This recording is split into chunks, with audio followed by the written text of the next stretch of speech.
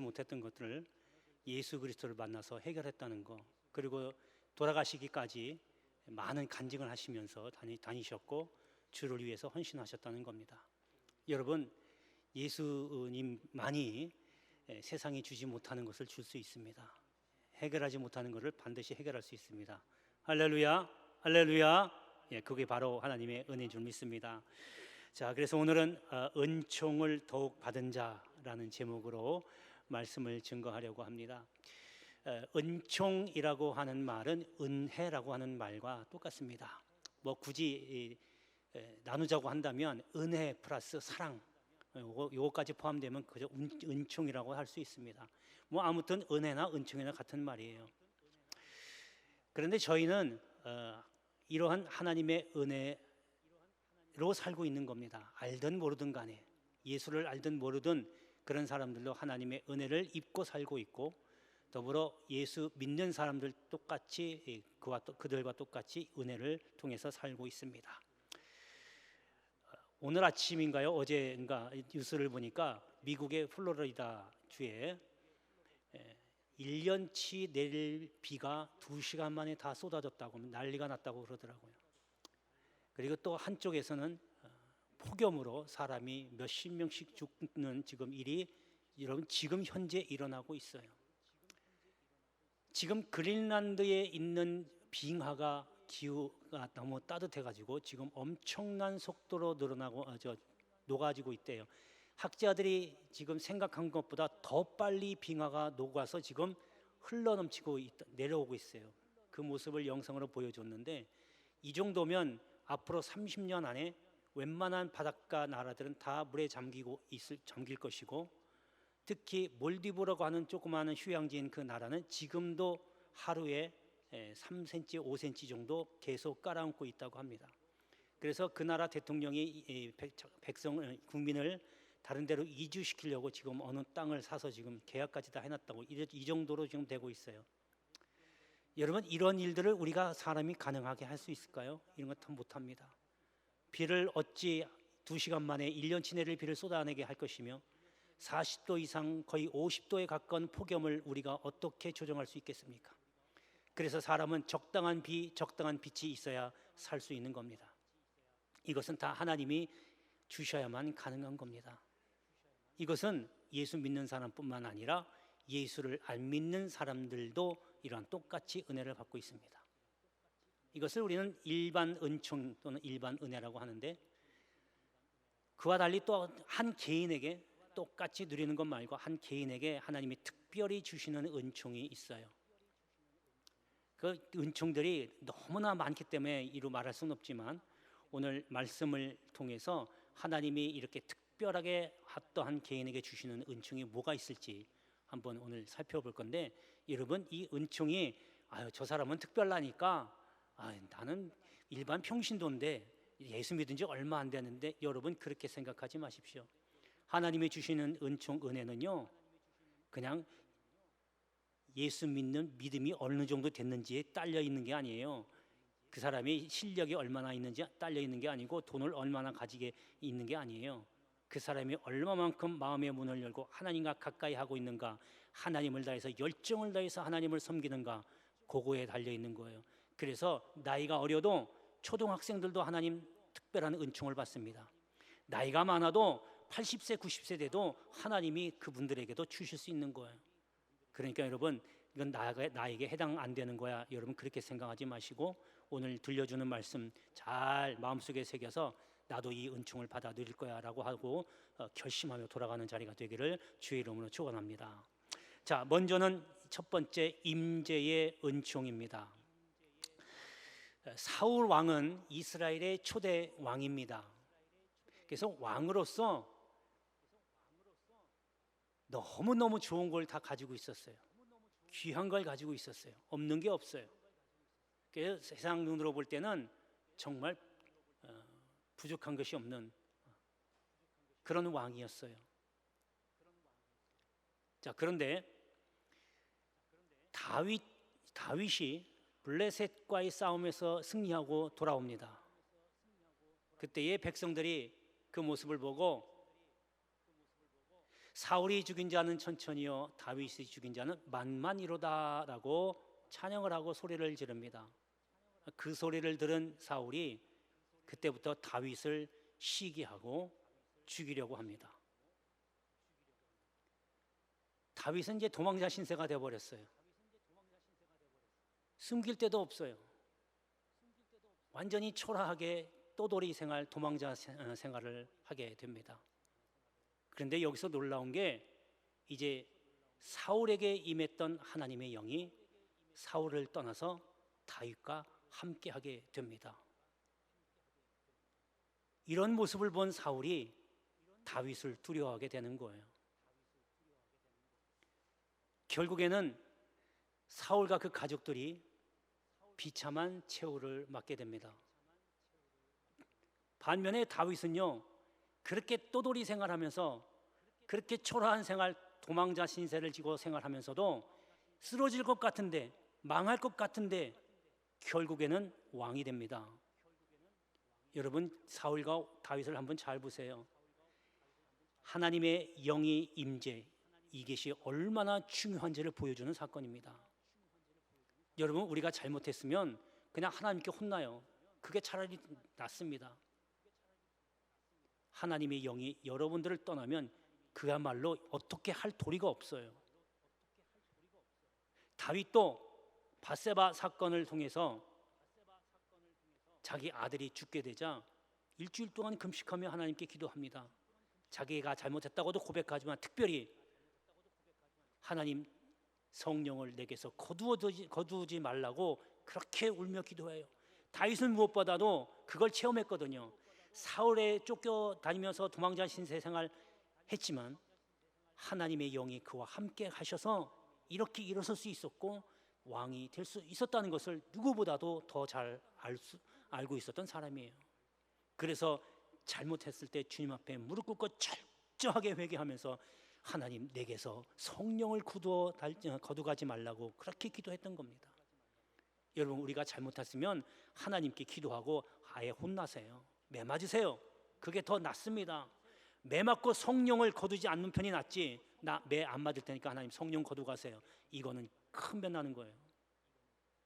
이렇게 성령이, 하나님의 영이 임재하시고 함께 하신다는 게 얼마나 중요한지 모릅니다. 지금 당장 안 되는 것 같아도, 지금 당장 주저앉은 것 같아도 하나님의 영이 여러분과 함께만 한다면 언젠간 다시 반드시 일어납니다. 할렐루야, 할렐루야. 그러나 하나님의 영이 없는 사람은 아무리 세상 사람들이 보아도, 눈으로 봐도 잘 되는 것 같고 잘 나가는 것 같고 권세가 드높은 것 같아도 한순간에 무너지는 건 금방입니다. 그건 제가 눈으로 직접 봤기 때문에 그렇습니다. 여러분, 하나님의 영이 여러분과 함께 하기를 주의 이름으로 축복합니다. 자, 우리 사무엘도 그와 같은데 오늘 본문에 19절에 보면 사무엘이 자라매 여호와께서 그와 함께 계셔서 그의 말이 하나도 땅에 떨어지지 않게 하셨다, 이렇게 기록하고 있습니다. 하나님께서 사무엘과 함께 계셨다, 하나님이 임재하셨다, 그 얘기입니다. 그러니까 그 다음에 뭐라면 그의 말이 하나도 땅에 떨어지지 않았다. 사무엘이 말한 것이 그대로 다 이루어졌다는 거예요. 하나님이 함께 하시니까. 임재의 은총을 받았더니 임재의 은혜가 열매를 맺었다, 그겁니다. 여러분, 나와 여러분이 함께, 주의 영이 하나님이 함께 하셨다면 반드시 그 열매가 맺게 되는 줄로 믿습니다. 이러한 임재의 은총, 여기 계신 모든 분들에게 임하기를 주의 이름으로 축원합니다. 자, 두 번째는 직분의 은총입니다. 사도 바울은 디모데전서 1장에서 이렇게 고백합니다. 나를 능하게 하신 그리스도 예수 우리 주께 감사함은 나를 충성되이 여겨 내게 직분을 맡기셨다, 이렇게 고백을 합니다. 그러니까 사도 바울에게 하나님이 직분 주신 것에 감사합니다라고 하는 고백이에요. 사울은요, 바울이 되기 전에 대제사장의 권세를 위임받아서 세상이 좁을 정도로 기세가 당당했어요. 등등했어요. 그러다가 다메섹으로 가는 그 길에 부활하신 주님 만나고 완전히 뒤바뀌어 버리잖아요. 그래서 이제는 자기가 지금까지 배웠던 모든 지식, 학벌, 가문, 이런 거 다 배설물같이 버리고 오직 주님만 자랑하겠다고 하는 완전한 주의 사도로 바뀌어 버립니다. 이것은 뭐냐면 하나님이 내게 주신 그 사도라고 하는 직분을 영광스럽게 여겼던 겁니다. 여러분, 직분은요 하나님이 세워주시는 것이 사람이 세우는 게 아닙니다. 하나님이 사람을 통해서 하시는 겁니다. 그러니까 내가 누가 나를 다 좋아해서 이렇게 나 많이 좋아하니까 내가 직분을, 이런 큰 직분을 받았다, 여러분 그렇게 생각하면 큰 변납니다. 직분을 소홀히 여기지 마십시오. 여러분 액세서리로 달고 다니는 게 직분이 아닙니다. 하나님께서 여러분에게 직분을 주신 것은 사도 바울처럼, 사도들처럼, 주의 제자들처럼 하나님의 일 감당하라고 주신 겁니다. 결코 액세서리가 아닙니다. 자, 오늘 사무엘도 보면 그 얘기가 나오는데 20절에 보면 단에서부터 브엘세바까지의 온 이스라엘이, 단에서부터 브엘세바라는 얘기는 이스라엘 전체를 얘기하는 거예요. 국경을 얘기하는 거거든요. 북쪽의 국경이 단이고 남쪽의 국경이 브엘세바입니다. 그러니까 곧 모든 이스라엘 사람들이 사무엘은 여호와의 선지자로 세우심을 입은 줄 알았더라.